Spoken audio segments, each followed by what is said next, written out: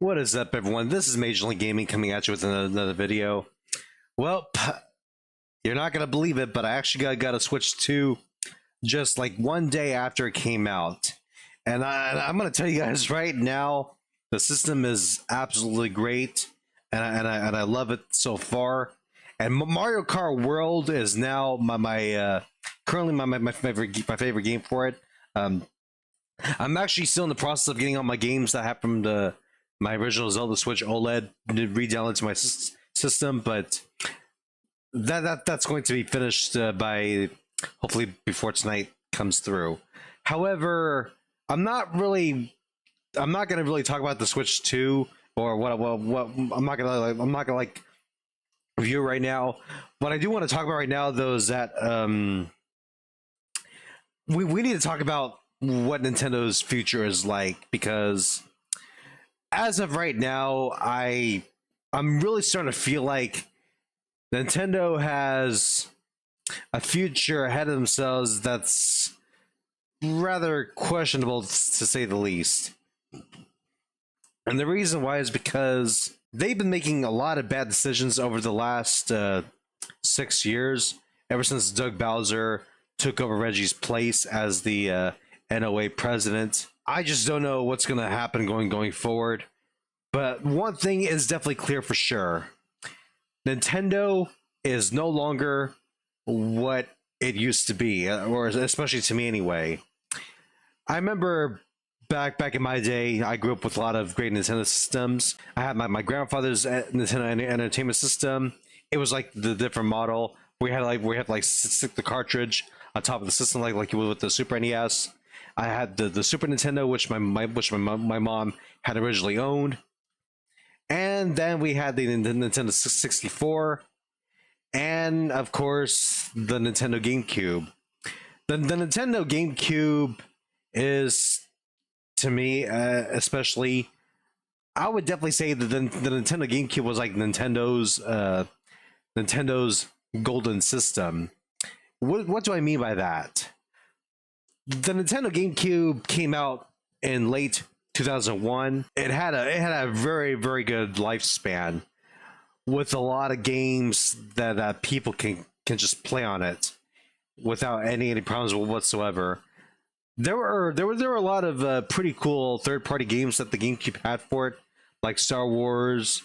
My sister also used to have a Powerpuff Girls game for the GameCube. Most of all, Nintendo's games for the GameCube at the time were by far the very best. We even had games like Donkey Konga, which is basically a rhythm game that features a drum set that you can plug into the GameCube itself. I thought that was actually pretty fun. Nintendo was being super innovative with the system at the time, and during that time too, the Game Boy Advance came out too. The Game Boy Advance actually came out just before the GameCube did, so needless to say, that was Nintendo's best times.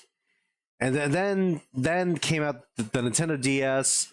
The Nintendo DS came out in late 2004, and the GameCube was still going strong at the time, up until 2007, when the Wii actually came out. Actually, no, the Wii came out in late 2006. Excuse me.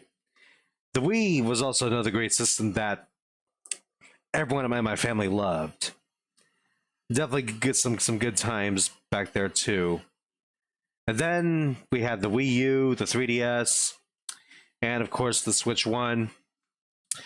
Unfortunately, though, things with Nintendo were not very, very stable. As a matter of fact, when the Wii U was facing some difficult times for Nintendo, the Wii U didn't do very well.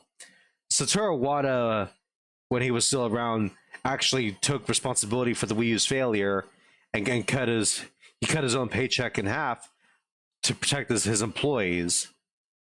Even as of today, to me, that man is still a hero. We can never forget what Satoru Iwata did. Sadly, though, from the way I'm seeing it right now, Satoru Iwata's vision for Nintendo and his legacy are not being respected by the company itself. It came to my attention just yesterday. Samantha Kelly had announced on Instagram and all of her social media accounts that she will no longer voice Princess Peach or even Toad and Toadette in the new coming Mario games, starting with Mario Kart World. Based on what she had said, as well as everyone else that was in the We Are Peach community, Nintendo just kicked her out of their own fortress. I'm not quite sure what their deal was to kick out Samantha Kelly like that, but it just seems so unnecessary for what they did to her. Samantha Kelly was wanting to voice Princess Peach forever, just like how Charles Martinet wanted to voice Mario forever. But unfortunately, though, from what it looks like to us, Nintendo just decided to just recast him out of nowhere. I just feel like it was a cruel thing for Nintendo to do, and it just goes to show that they are not showing any respect for Satoru Iwata or his vision, the one that he created for them before he passed away. What I'm trying to say here is that Satoru Iwata wanted Nintendo to do really good without him around. Unfortunately, though, that's just not the case. I'm not quite sure if I can really look at Nintendo the same way that I used to anymore.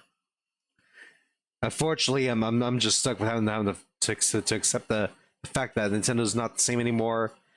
I'm just gonna have to maybe just maybe set aside my my own desire to work for them someday.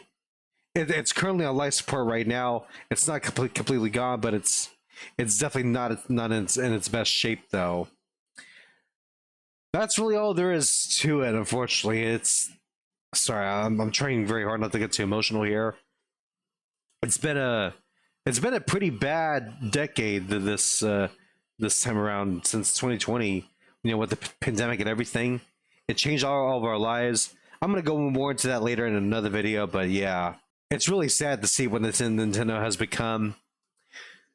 I just really hope that Nintendo's innocent employees don't lose their jobs, because that would be the last thing that everyone needs to hear about. I wish nothing but these people the best, and I hope that they will find work elsewhere if the situation calls for it. This is Major League Gaming, logging out. Thank you all for watching.